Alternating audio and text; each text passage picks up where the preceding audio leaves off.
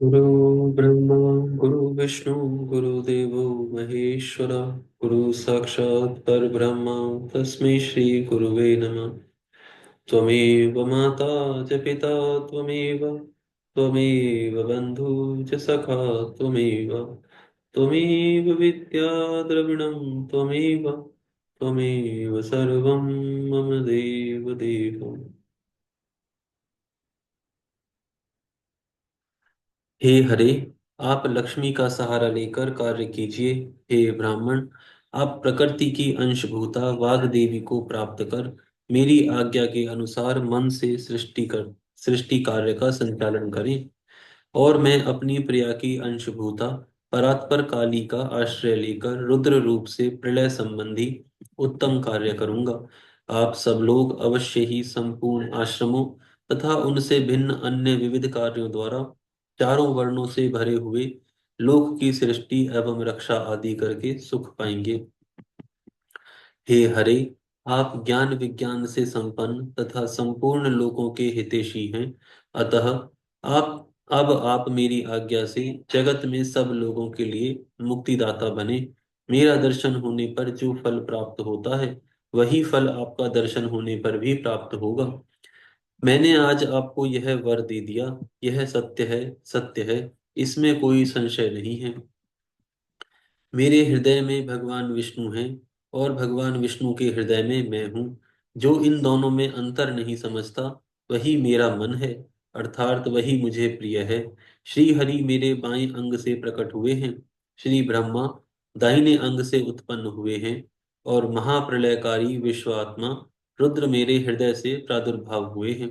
हे विष्णु, मैं ही ब्रह्मा, विष्णु और भव नाम से तीन रूपों में विभक्त हो गया हूँ।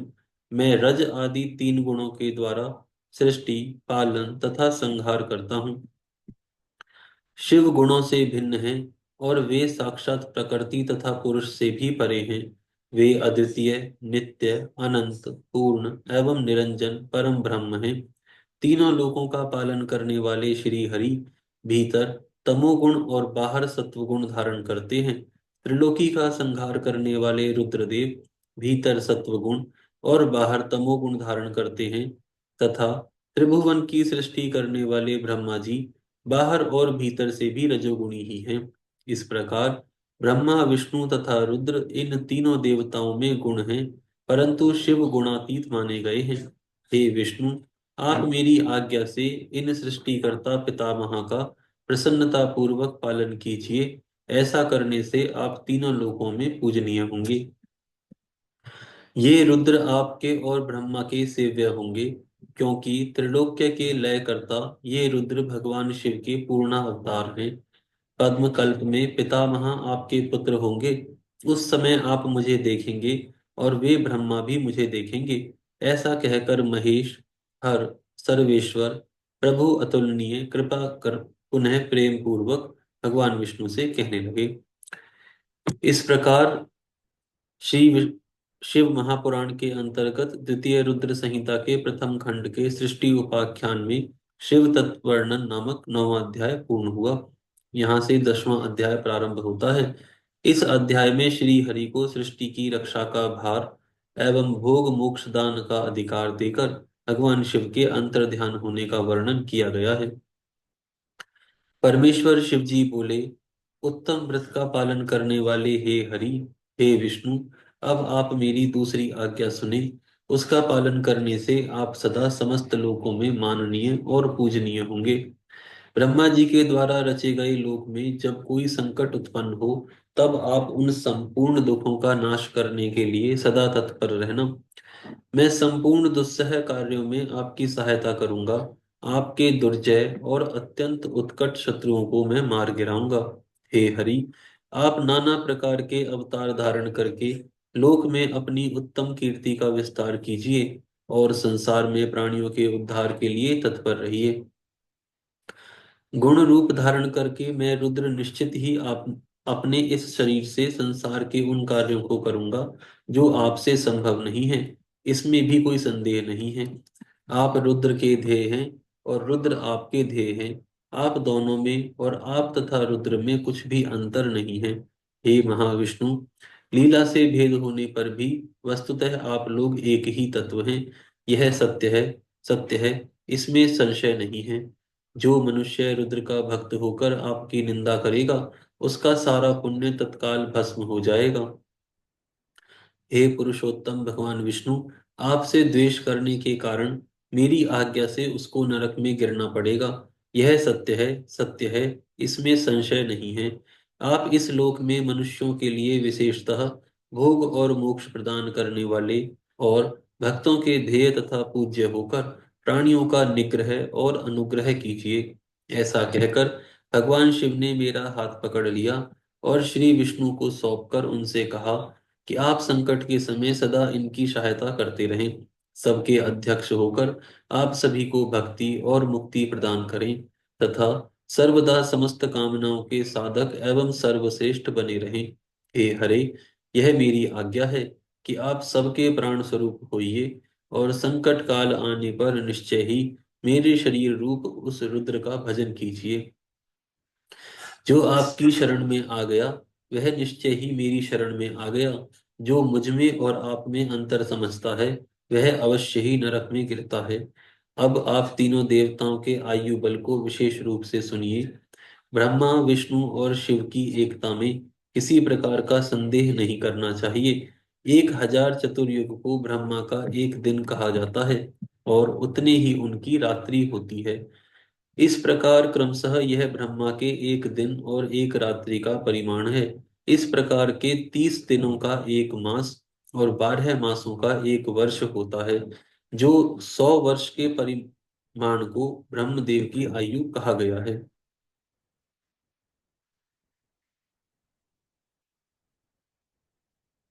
ब्रह्मा जी के एक वर्ष के बराबर विष्णु भगवान का एक दिन कहा जाता है। वे विष्णु भी अपने 100 वर्ष के प्रमाण तक जीवित रहते हैं। विष्णु भगवान के एक वर्ष के बराबर रुद्रदेव का एक दिन होता है। भगवान रुद्र भी उस मान के अनुसार नर रूप में 100 वर्ष तक स्थित रहते हैं। तदनंतर भगवान शिव के मुख से एक श्वास निकलता है और जब तक वह निकलता रहता है तब तक वह शक्ति को प्राप्त कर पुनः जब निश्वास लेते हैं तब तक भगवान ब्रह्मा, विष्णु, शिव, गंधर्व, नाग और राक्षस आदि सभी देहधारियों के निश्वास और उच्छ्वास को बाहर और भीतर ले जाने की क्रम की संख्या है सुरसप्तम। दिन रात में मिलाकर 21,000 का 100 गुना एवं 600 अर्थात 21,06,000 कही गई है। 6 उच्छ्वास और 6 निश्वास एक पल होता है। 60 पलों की एक घटी और 60 घटी प्रमाण को एक दिन और रात्रि कहते हैं। सदाशिव के निश्वासों और उच्छ्वासों की गणना नहीं की जा सकती है। अतः शिव जी सदैव प्रबुद्ध और अक्षय हैं। मेरी आज्ञा से तुम्हें अपने विविध गुणों के द्वारा सृष्टि के इस प्रकार के होने वाले कार्य की रक्षा करनी चाहिए। ब्रह्मा जी बोले, हे देवर्षि, भगवान शिव का यह वचन सुनकर सबको वश में करने वाले भगवान विष्णु मेरे साथ विश्वनाथ को प्रणाम करके मंद स्वर में उनसे कहने लगे। विष्णु जी बोले, हे शंकर, हे करुणा सिंधु, हे जगतपति, मेरी यह बात सुनिए। मैं आपकी आज्ञा के अधीन रहकर यह सब कुछ करूंगा। आप ही मेरे सदा ध्येय होंगे, इसमें अन्यथा नहीं है। मैंने पूर्व काल में भी आपसे समस्त सामर्थ्य प्राप्त किया था। हे स्वामिन, क्षण मात्र भी आपका श्रेष्ठ ध्यान मेरे चित्त से कभी दूर न हो।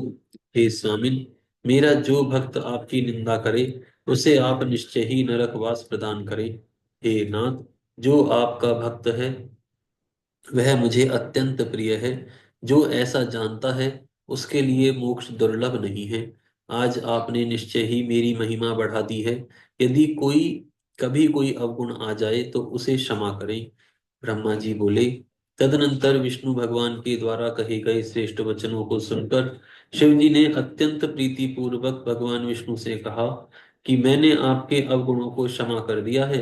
विष्णु जी से ऐसा कहकर उन कृपानिधि परमेश्वर ने कृपा पूर्वक अपने हाथों से हम दोनों के संपूर्ण अंगों का स्पर्श किया। सर्व दुखहारी सदाशिव ने नाना प्रकार के धर्मों का उपदेश कर हम दोनों की हित की इच्छा से अनेक प्रकार के वर दिए। इसके बाद भक्त वत्सल भगवान शंभु कृपा पूर्वक हमारी ओर देखकर हम दोनों के देखते देखते शीघ्र वहीं अंतर्ध्यान हो गए। तभी से इस लोक में लिंग पूजा का विधान प्रचलित हुआ है।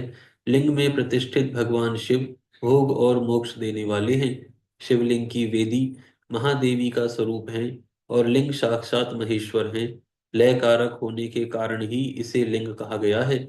इसी में संपूर्ण जगत स्थित रहता है। जो शिवलिंग के समीप स्थिर होकर नित्य इस लिंग की आख्यान को पढ़ता है वह 6 मास में ही शिव रूप हो जाता है। इसमें संदेह नहीं करना चाहिए। हे महामुनि, जो शिवलिंग के समीप कोई भी कार्य करता है उसके पुण्य फल का वर्णन करने में भी समर्थ नहीं हूँ। यहाँ पर यह अध्याय समाप्त होता है। यहाँ से नया अध्याय प्रारंभ होता है। रुद्र संहिता सृष्टि खंड का अध्याय 11। इसमें शिव पूजन की विधि तथा उसके फल के रूप में फल का वर्णन किया गया है। ऋषि बोले, हे व्यास शिष्य महाभाग सूत जी, आपको नमस्कार है। आज आपने भगवान शिव की अद्भुत एवं परम पवित्र कथा सुनाई है। उसमें अद्भुत महादिव्य तथा कल्याणकारिणी लिंगोत्पत्ति हम लोगों ने सुनी, जिसके प्रभाव को सुनने से इस लोक में दुखों का नाश हो जाता है। हे दयानिधे, ब्रह्मा और नारद जी के संवाद के अनुसार आप हमें शिव पूजन की यह विधि बताइए, जिससे भगवान शिव संतुष्ट होते हैं।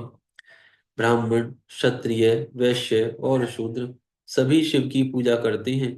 वह पूजन कैसे करना चाहिए? आपने व्यास जी के मुख से इस विषय को जिस प्रकार सुना हो वह बताइए।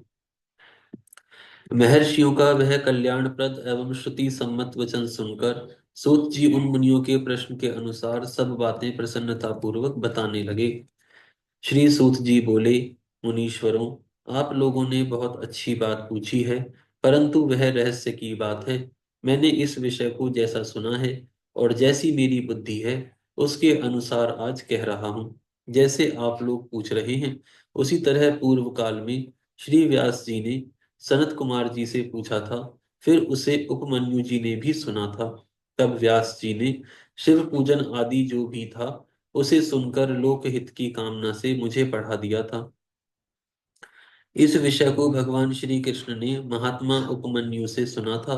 पूर्व काल में ब्रह्मा जी ने नारद जी से इस विषय में जो कुछ कहा था वही इस समय मैं कहूंगा।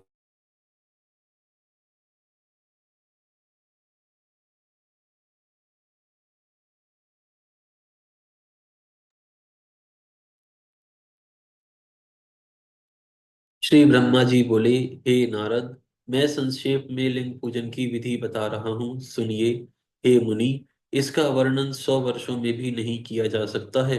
जो भगवान शंकर का सुखमय, निर्मल एवं सनातन रूप है, सभी मनोवांछित फलों की प्राप्ति के लिए उसका उत्तम भक्ति भाव से पूजन करें। दरिद्रता, रोग, दुख तथा शत्रु जनित पीड़ा, ये 4 प्रकार के पाप कष्ट तभी तक रहते हैं जब तक मनुष्य भगवान शिव का पूजन नहीं करता है।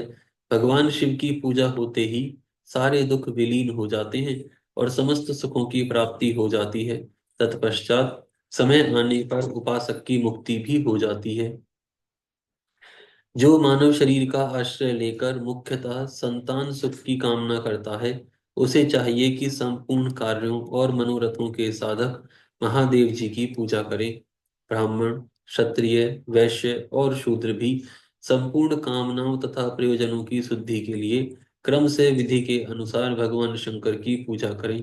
प्रातःकाल ब्रह्म मुहूर्त में उठकर गुरु तथा शिव का स्मरण करके पुनः तीर्थों का चिंतन करके भगवान विष्णु का ध्यान करें। हे मुनि, इसके बाद मेरा, देवताओं का और मुनि आदि का भी स्मरण चिंतन करके स्तोत्र पाठ पूर्वक शंकर जी का विधि पूर्वक नाम लें। उसके बाद शैया से उठकर निवास स्थान से दक्षिण दिशा में जाकर नित्य कर्म करें। हे मुनि, एकांत में मलोत्सर्ग करना चाहिए। उससे शुद्ध होने के लिए जो विधि मैंने सुन रखी है, आप लोगों से उसी को आज कहता हूँ। मन को एकाग्र करके सुने। आज यहाँ विराम करते हैं, फिर कल से प्रारंभ करेंगे। हरि